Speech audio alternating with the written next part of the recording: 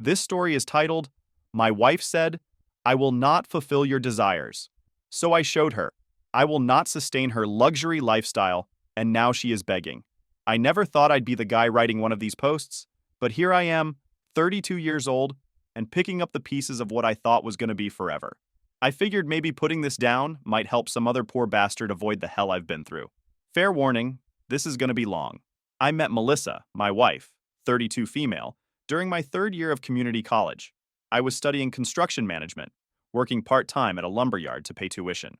She was this stunning brunette in her senior year at the state university, studying a double major in women's studies and business.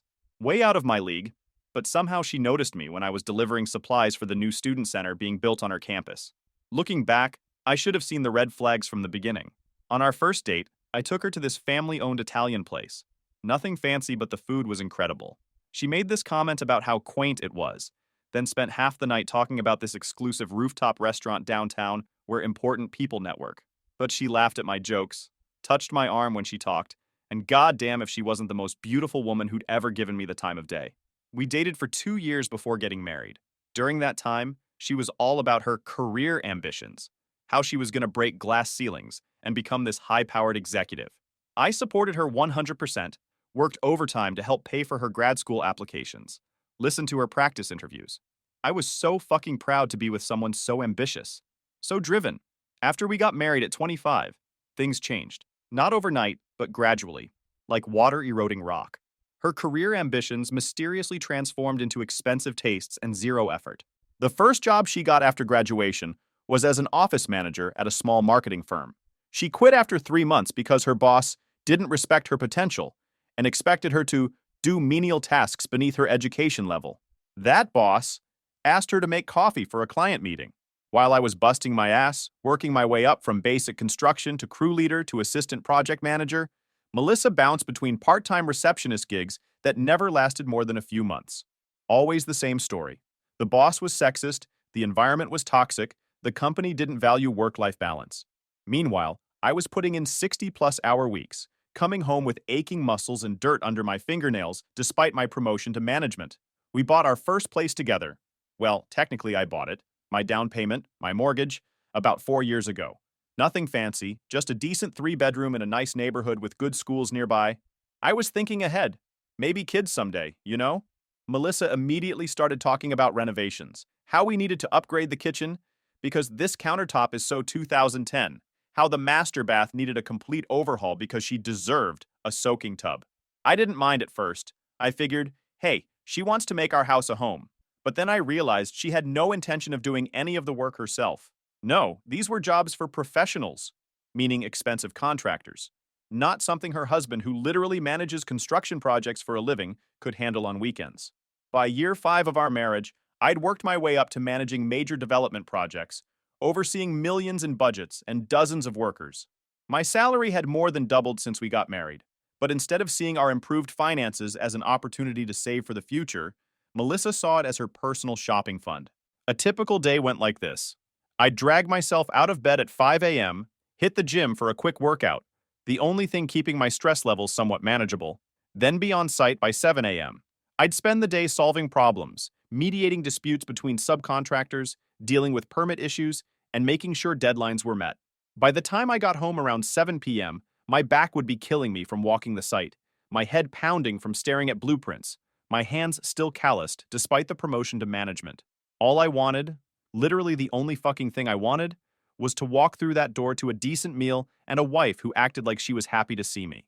Instead, I'd find Melissa lounging on our leather couch, that I paid for, scrolling through Instagram or watching some reality show about rich housewives, surrounded by shopping bags from stores where t-shirts cost more than what some of my crew made in a day.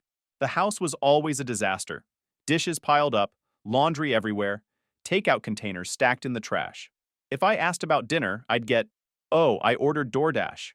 Should be here in like 30 minutes. You can Venmo me for your half. Venmo me for your half." Let that sink in. While she sat in a house I paid for, in clothes I funded, with a fridge I stocked, with zero job or income, she expected me to Venmo her for my half of the takeout she ordered, because she couldn't be bothered to cook. The first few times, I just did it, transferred her the money without comment. I was too tired to argue, but each time it happened, This knot in my stomach grew tighter. We used to have sex regularly when we first got married. Nothing crazy, but normal, healthy intimacy. That had dwindled to maybe once a month, always on her terms, always when she wanted something. I started to notice the pattern. She'd get extra affectionate right before telling me about some expensive thing she needed to buy. On the rare occasions when she did cook, she'd act like she deserved a goddamn medal. I spent hours making this pasta, Jake. It was boxed pasta with jarred sauce and frozen meatballs, took 20 minutes tops. Meanwhile, my mom, who worked part-time as a school secretary, still managed to have hot meals on the table every night of my childhood. I'm not saying I expected some 1950s housewife situation. I don't mind cooking or cleaning. Grew up with two brothers. I know how to take care of myself. But I was working 12-hour days, commuting another hour each way, while she was, what? Watching Netflix? Shopping? Getting lunch with her friends who were all either living off their husbands or trust funds? The breaking point was coming. I just didn't know it yet. It all came to a head one Friday in July. I'd just closed a massive deal that would mean a significant bonus. We're talking potentially mid-five figures. The project was a new mixed-use development downtown, and I'd managed to bring it in under budget despite supply chain issues that had been kicking everyone's ass since COVID. My boss had pulled me aside that afternoon, shook my hand, and told me I was being considered for senior project manager, a position that would bump my salary into solid six figures. I was fucking ecstatic driving home. For a guy who started as a basic laborer with just an associate's degree, this was the big leagues. I stopped and picked up a dessert, thinking maybe Melissa and I could celebrate, maybe reconnect a little. Maybe this good news would spark something in her, remind her of the team we used to be. I walked in the door at 6:30, early for me, calling out, "Babe, I'm home. Got some amazing news." I found her in the living room, scrolling through her phone as usual. She glanced up briefly. "Hey, there's no food. I wasn't expecting you back so early." I held up the dessert. "I thought we could celebrate. The downtown project came in under budget, and Phillips is considering me for senior PM." She set her phone down. "Progress, I guess." "Oh, that's nice. What does that mean exactly?" I explained about the bonus, the promotion possibility, the salary bump. As I talked, I could see her mentally calculating how much more she could spend. Not once did she say she was proud of me or acknowledge the work that had gone into this achievement. Instead, that's perfect timing because there's this feminist podcast panel discussion happening in Chicago this weekend. All the big names will be there. It's like $500 for tickets. Plus, we'd need a hotel, but with your bonus coming. This weekend? I was hoping we could celebrate together. Maybe go to dinner at Giovanni's? That was the Italian place where we'd had our first date. Still my favorite restaurant in town. She made a face. Giovanni's? That place is so basic. Besides, this panel is important for my networking. They're discussing the modern female experience in corporate America. I couldn't help myself. What would you know about corporate America? You haven't held a job for more than 3 months in years. Her expression changed instantly, eyes narrowing. Excuse me? That's incredibly insensitive. You know how toxic the workplace is for educated women? The microaggressions alone? Listen, I interrupted, setting the dessert down on the coffee table. We need to talk about how things are going. She rolled her eyes dramatically. About what now? I'm trying to relax. About this. I gestured around at the mess. About our marriage. I feel like I'm carrying everything while you're just along for the ride. The look she gave me could have frozen hell. Excuse me? Are you seriously bringing up this patriarchal woman does housework bullshit? I didn't marry you to be your maid or your personal chef. If you want someone to clean up after you, hire someone with your big manly paycheck. I nearly choked. This isn't about gender roles, Melissa. This is about partnership. I work my ass off all day, and you contribute nothing. Not money, not effort, not even basic appreciation. Contribute nothing? She sat up straight, eyes blazing. I contribute plenty. I manage our social life. I keep us connected to people that can boost your career. Do you know how exhausting it is to be a woman in today's society? The emotional labor alone? Emotional labor? I cut her off. I've got guys at work with families to support working dangerous jobs, breaking their bodies down, and they still come home and help their wives. This isn't about your gender. It's about you being lazy and entitled. Lazy? Lazy. Her voice went up an octave. You have no idea what I do all day. Just because I'm not out playing in the dirt with your construction buddies doesn't mean I'm not working. I'm maintaining our image, our social standing. Our image, I laughed, but there was no humor in it. The only image you're maintaining is on Instagram, where you pretend to be some boss babe while spending money you didn't earn. She stood up, face flushed with anger. You're just threatened by a strong woman who knows her worth. My father would never speak to my mother this way. Your father is a corporate lawyer who makes 7 figures, and your mother actually raised you and your sisters while running a charity foundation. They're not exactly comparable to our situation. That was a low blow, bringing up her wealthy family. They'd never fully approved of me, the blue-collar guy who wasn't quite good enough for their princess. They'd paid for our wedding, but made it clear they thought Melissa was settling. Sometimes I wondered if she thought so too. I can't believe you're attacking me like this on a Friday night when all I wanted was to relax. This is borderline abusive. She grabbed her phone and stormed out of the room, slamming our bedroom door behind her. I stood there in the messy living room, the unopened dessert mocking me from the coffee table. I grabbed a soda from the fridge instead and sat on the back deck, staring at the yard I'd landscaped myself over weekends while Melissa was at self-care appointments. As I sat there in the growing darkness, something shifted inside me. This wasn't a rough patch. This wasn't just a bad day. This was my life, working myself to exhaustion to fund a lifestyle for someone who didn't appreciate it, didn't contribute to it, and apparently resented me for even asking. For the first time, I allowed myself to really consider whether this was what I wanted for the next 40 years. The answer was so clear it actually took my breath away. Number fucking way. That night, I slept on the couch. In the morning, I woke up to find Melissa had already left, her passive-aggressive way of punishing me. There was a credit card notification on my phone. $600 at Nordstrom, time-stamped 8:15 a.m. The message was clear. Cross me and I'll make you pay. Little did she know, I was done paying. All weekend, Melissa gave me the silent treatment, only breaking it to make passive-aggressive comments when she bothered to be home at all. She spent most of Saturday with her friends, then came home with shopping bags, making sure I saw each designer label as she carried them upstairs. I guess since you think I'm so worthless, you won't mind me buying these shoes to make myself feel better. Then she'd flash her phone screen showing another several $100 purchase she'd just made on my credit card. Sunday morning, she announced she was going to brunch with her friends and not to wait up, because they might do a spa day after. I just nodded, already formulating my plan. The thing about managing construction projects is, you learn to be methodical. You don't just tear down a wall without understanding what's behind it and what will happen when it's gone. You assess, plan, and execute with precision. That's exactly what I was going to do with my marriage. While Melissa was out spending more of my money with her friends, who, by the way, were a mix of trust fund babies who'd never worked a day in their lives, and other women who were doing exactly what Melissa was doing, living off husbands while preaching female empowerment, I sat down at my desk and really looked at our finances for the first time in months. What I found made me sick to my stomach. We had less than $5,000 in savings despite my solid income. Credit card debt totaling over $30,000 across 6 different cards, most of it from Melissa's shopping and spa days. She'd even taken out a store credit card at Nordstrom that I didn't know about, maxed it out at $7,500, and had been making minimum payments from our joint checking account. I pulled our bank statements for the past 6 months.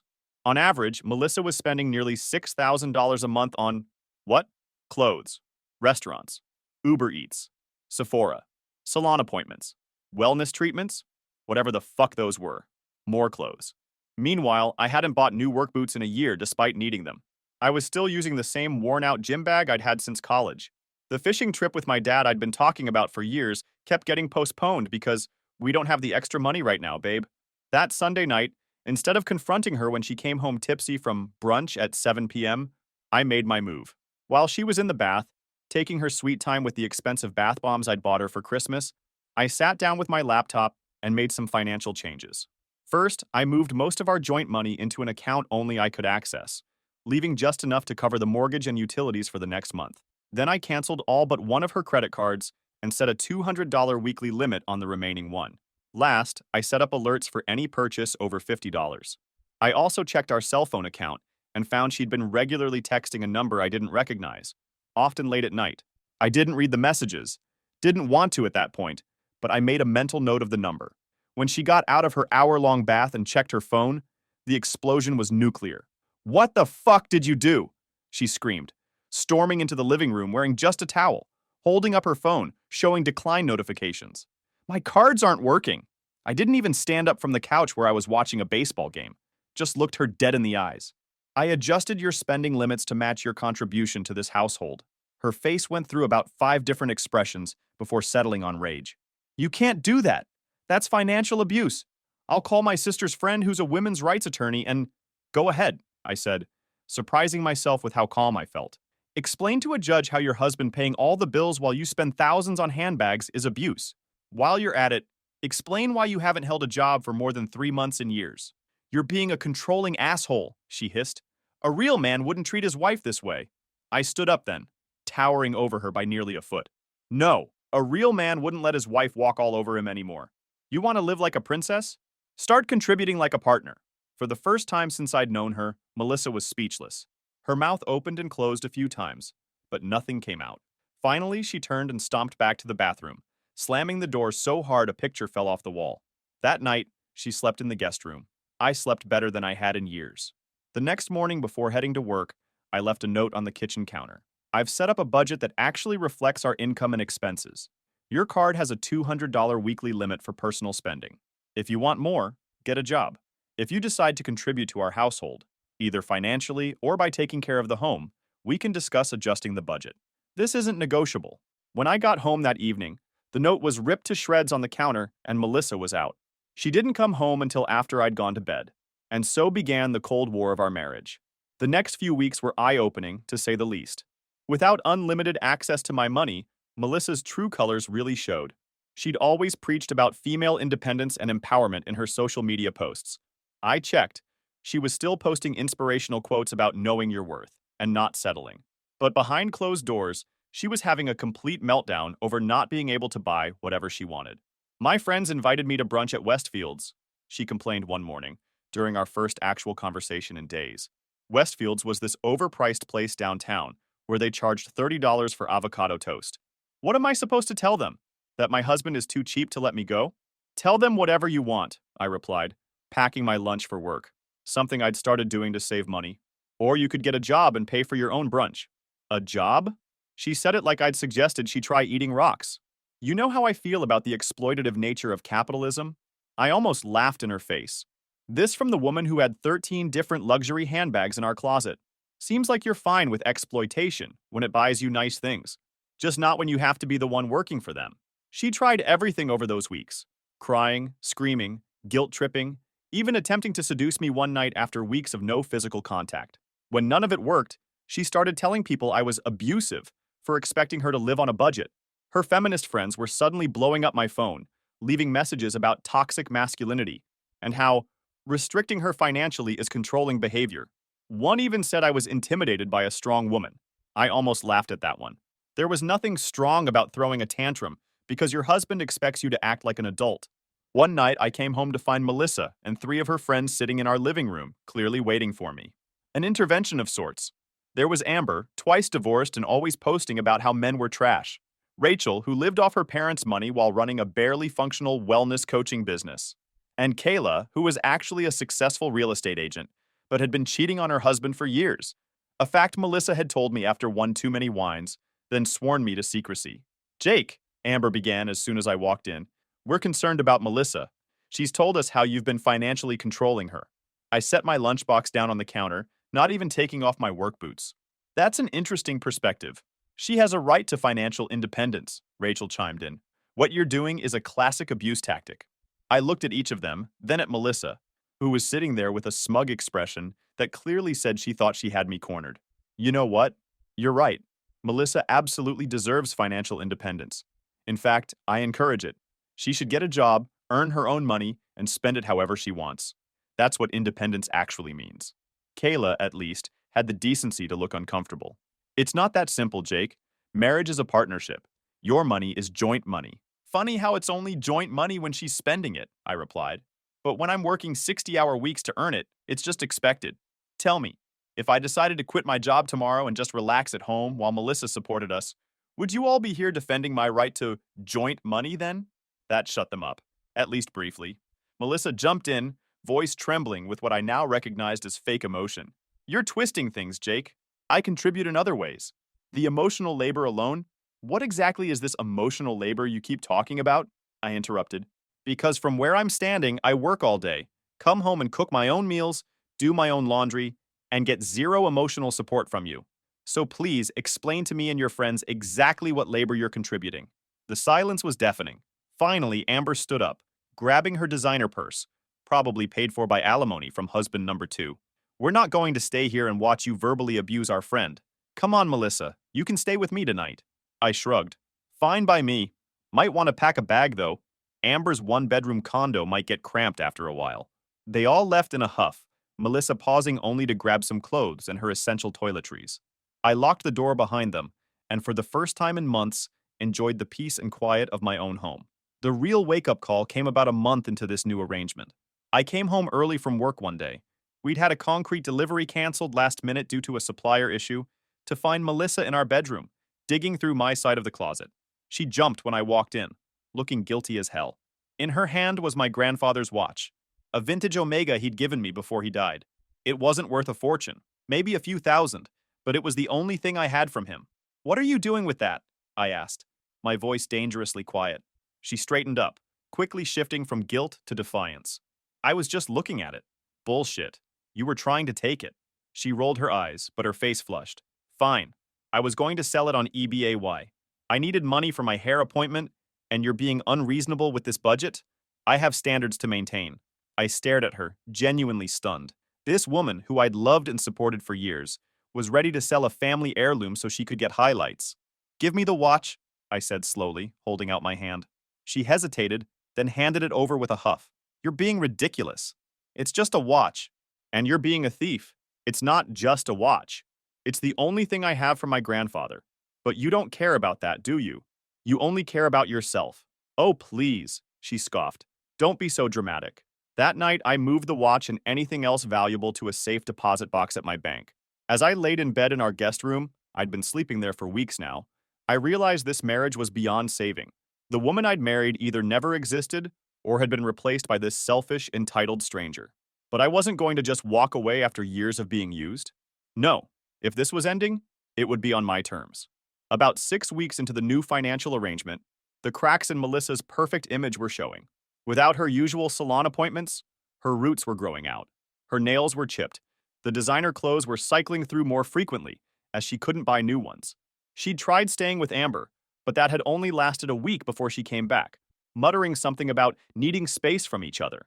I guessed that Amber's hospitality only extended as far as Melissa could pay for dinners out and contribute to wine nights.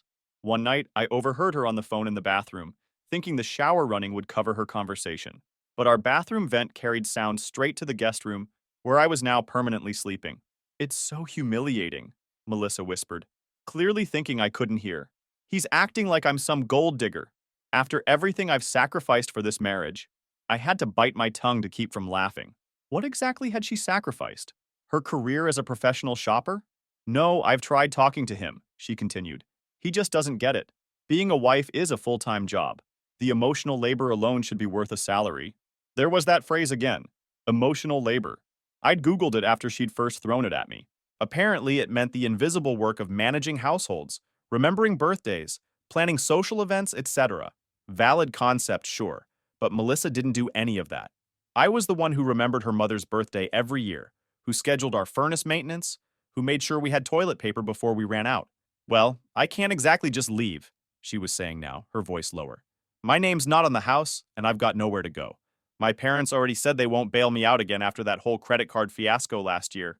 Credit card fiasco? What credit card fiasco? This was news to me, but it explained why her parents had been so cold at Christmas, giving her lectures about fiscal responsibility. I know," she continued. "I'm working on him. He'll cave eventually. Men like him always do. They feel guilty. I just need to play nice for a bit, make him think I'm trying." That was when I decided to start documenting everything.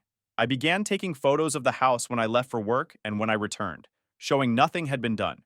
I kept receipts for all groceries, bills, and household expenses I paid for alone. I recorded our conversations when she would demand more money while refusing to get a job. Was it petty? Maybe. But something told me I'd need evidence when this all finally fell apart. The real turning point came when I got a call from our joint credit card company about suspicious activity. Apparently, Melissa had tried to apply for a new card in my name. Straight up identity theft. When confronted, she acted like I was overreacting. "It's not like we're not married," she scoffed. "What's yours is mine, right? Isn't that what you said in our vows?" "I also vowed to love and cherish you," I replied. "Funny how you only remember the parts that benefit you." That night, I called a lawyer. The next day, I opened a new checking account at a different bank and had my direct deposit switched over. I left just enough in our joint account to cover the bills, but nothing extra. I also installed a small camera in the living room, not hidden, right there on the bookshelf next to our wedding photo. The irony wasn't lost on me. When Melissa noticed it and asked what the hell it was, I told her straight up, it's security. I want to make sure nothing else goes missing from the house. She was furious, ranting about privacy and trust. I just looked at her and said, you tried to steal my identity to get a credit card. Trust is earned. Around this time, I also discovered she'd been texting with her ex-boyfriend from college, the trust fund kid her parents had approved of, but who dumped her senior year. Lots of messages about how miserable she was, how I didn't understand her, how she might have made a mistake. I didn't confront her about it, just added it to my growing file. What she didn't know was that I'd already met with a divorce attorney, a bulldog of a woman who specialized in representing men in high-conflict divorces. She'd walked me through what to expect and advised me to keep documenting everything while getting my finances in order. The biggest mistake men make, she told me, is leaving the house before legal proceedings begin. Stay put, keep records, and don't do anything that could be construed as abandonment. So that's exactly what I did. I stayed, watched, documented, and waited for Melissa to show her true colors. I didn't have to wait long. 3 months into our new arrangement, Melissa finally seemed to realize her tactics weren't working. The crying, the accusations, the manipulation, none of it was getting her back to her old lifestyle. So she tried a new approach, being nice. Suddenly, she was making attempts at cooking dinner, though it was always burnt or barely edible. She started doing little chores around the house, poorly but still trying. She even initiated sex for the first time in months, something I politely declined. I wasn't about to fall for it, and honestly, the thought of being intimate with someone who had so clearly shown their true character made my skin crawl. The mask would slip whenever something didn't go her way, like when she cleaned the kitchen, but I pointed out the moldy food still in the fridge, and she snapped, "At least I fucking tried? God, nothing is ever good enough for you." Meanwhile, I was getting my shit together. Working out regularly at 5 a.m. before work, I dropped 15 pounds of stress weight and was starting to feel like myself again. I reconnected with friends she'd isolated me from because they were beneath us.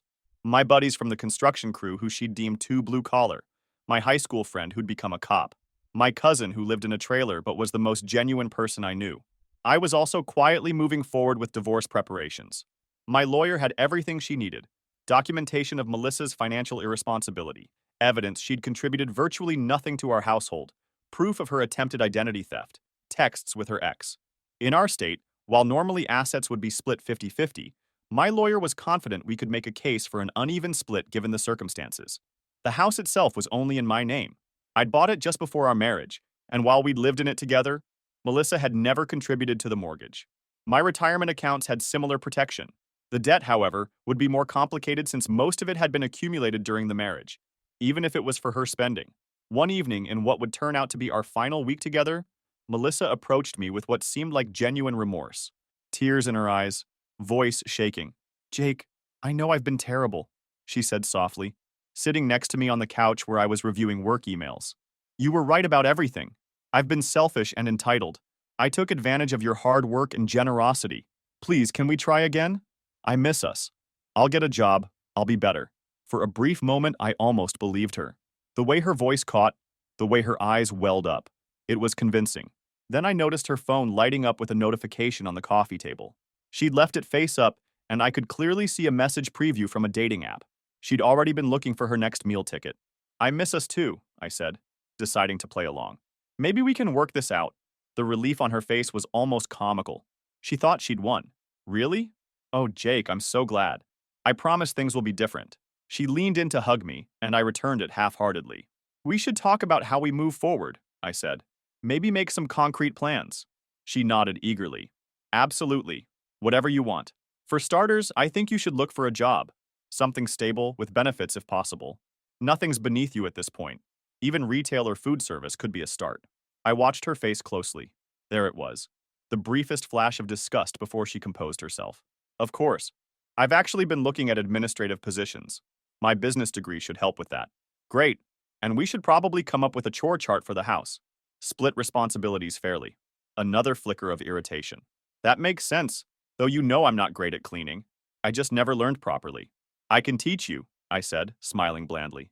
It's not that complicated. We went on like this for a while. Me suggesting reasonable partnership behaviors, her reluctantly agreeing while clearly hating every second. Finally, I said I was tired and headed to the guest room. You could sleep in our room tonight, she suggested, a look I once would have found seductive on her face. If you wanted. I think we should take things slow, I replied. Rebuild trust before jumping back into anything physical. She nodded, trying to hide her disappointment. Of course. Whatever you need. As I closed the guest room door behind me, I allowed myself a small smile. She really thought she was winning. She had no idea what was coming. Little did she know I was just setting the stage for my exit. 2 days after Melissa's heartfelt apology, I took a day off work. I told her I had meetings all day and would be home late. Don't wait up. She believed me. Why wouldn't she? I'd never lied to her before. She had plans to go shopping with the small allowance she'd earned by actually cleaning the house properly for once. Just some basics, she'd said, trying to sound responsible. Nothing extravagant. I'd nodded and added a little extra to her weekly limit as a reward for her efforts. In reality, I wanted her gone while I executed the final phase of my plan. With her out of the house, I made my move. The movers arrived at 9 a.m. sharp, a crew of 4 guys from my current job site who were happy to make some extra cash on their day off. I'd already packed up most of my personal belongings over the past week, little by little, storing boxes in my truck and taking them to my new place during lunch breaks. Just take the stuff I've marked with blue tape, I told them. Leave everything else.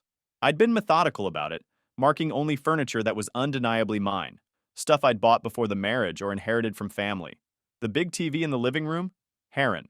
The sectional couch she'd insisted we needed? Also staying. But my dad's old leather recliner, my workbench from the garage, my weights and bike, those were coming with me.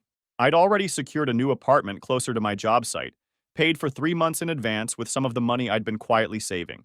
It wasn't fancy, just a 1-bedroom with a small balcony overlooking a park, but it was mine, and she had no idea it existed. While the movers worked, I went through each room one last time, making sure I hadn't missed anything important. In her bedroom, I opened the closet and looked at the clothes she'd picked out for me over the years. Designer shirts I never felt comfortable in, expensive shoes that hurt my feet. I left them all behind. By noon, the movers had finished loading everything into their truck. I did one final walkthrough of the house, feeling a strange mix of sadness and liberation. 7 years of my life in this place. Not all bad memories. There had been good times too, especially in the beginning. But it was time to go. In the kitchen, I left 3 things on the counter. Divorce papers already signed by me, a USB drive containing all my evidence of her behavior, and a letter explaining exactly why our marriage had failed. The letter wasn't angry or vindictive. It was matter of fact, detailing how her actions, attitudes, and choices had systematically destroyed what we had built. I ended it by wishing her well and hoping she'd find what she was looking for. Before I walked out, I took one last look at our wedding photo still sitting on the bookshelf. We looked so happy, so full of hope. What had happened to those people? Shaking my head, I placed my house key and wedding ring next to the divorce papers and walked out, closing the door behind me. Then I turned off my phone, got in my truck, and drove straight to my buddy Mike's cabin 3 hours upstate. Mike had offered it as a refuge when I told him what was going down. "You'll need somewhere to decompress, man," he'd said. "Somewhere she can't find you right away." He was right. I spent the weekend fishing on the lake, drinking beers around the fire pit, and sleeping better than I had in years. No social media, no texts, no calls. Just peace and the knowledge that I'd finally taken control of my life back. When I finally turned my phone back on Sunday night, I had 87 missed calls, 134 text messages, and 23 voicemails, all from Melissa and her friends. I listened to just one voicemail where she was sobbing uncontrollably. "Jake, please, you can't do this to me. I have nothing. The landlord says I have 30 days to move out because your name is on the lease, and you've terminated it. I can't afford this place. Please call me back." See, the house we lived in? I hadn't bought it like she always told her friends. I'd been renting it, saving for a down payment on a real home someday. A home I now realized I'd never have shared with her. The owner was a cool older guy who'd been understanding when I explained the situation. He'd agreed to end my lease early, but give Melissa 30 days to find a new place. I scrolled through some of the texts, each more desperate than the last. "Jake, please answer me. Where are you? You can't just abandon me like this. At least tell me where my things are. Did you really think I was texting with Brad? It wasn't what it looked like. I'm calling the police if you don't respond. The landlord came by and said we're being evicted. What did you do? My attorney says what you did is illegal. Please, Jake, I have nowhere to go. Her friend's messages were worse, full of threats and insults. You pathetic excuse for a man? We're reporting you for domestic abuse. You'll regret this when we're done with you. Real men don't abandon their wives. We always knew you weren't good enough for her.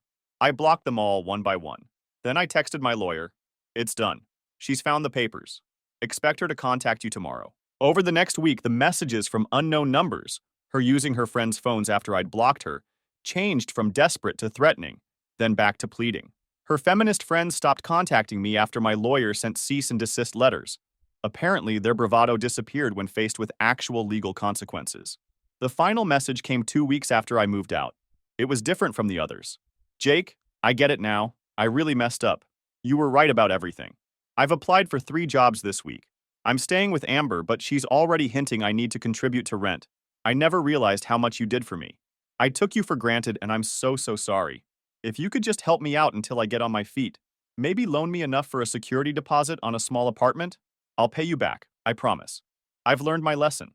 I finally responded with just one message.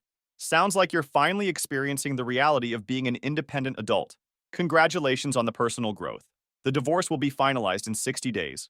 Don't contact me again. Then I blocked her number for the final time. The aftermath played out pretty much as you'd expect. My lawyer was amazing, using the mountain of evidence I'd gathered to counter every claim Melissa's hastily hired attorney made. They tried arguing that she deserved half of everything because she'd supported my career and maintained our home. The judge literally laughed when we showed photos of the house's condition and proof that she'd spent more on salon visits in a year than she'd contributed to our household in our entire marriage. In the end, we settled. I took the debt she'd racked up, about $25,000 after I'd paid off some of it, and in exchange, she waived any claims to my retirement accounts and future earnings. She got to keep her car, which I'd paid off but put in her name, her clothes, and some of the furniture. I got my freedom. It's been 6 months now. The divorce was finalized faster than expected. Turns out when you have evidence of attempted identity theft, judges tend to be less sympathetic to claims of deserving half of everything. I bought a small house near my job site, nothing fancy, just a 2-bedroom ranch on a 1/4 acre. But it's mine, paid for with the bonus I finally got and a down payment I'd been secretly saving for years. It's always clean, always peaceful. No designer throw pillows, no live laugh love signs, just comfortable furniture and the freedom to leave my work boots wherever I damn well please. I'm dating again, casually, nothing serious. Met a nurse named Sarah at my buddy's barbecue. She works 12-hour shifts at the hospital, knows how to change her own oil, and actually offered to split the check on our first date. I almost fell out of my chair when she did that.